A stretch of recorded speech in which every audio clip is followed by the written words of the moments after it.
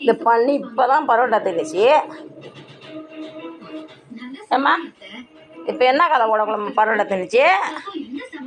வந்ததே இப்போதான் சாயங்காலம் போயிட்டு கோவப்பட்டு போகுது, ஆத்திரப்பட்டு போகுது.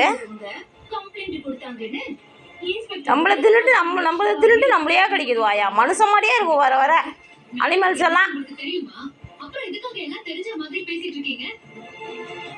மனுஷன் எப்படி நம்மள பிடிக்கி நம்மள கடிக்கிறானோ அதே போலே இருக்கு வளர்ப்பு பிராணிகளும்.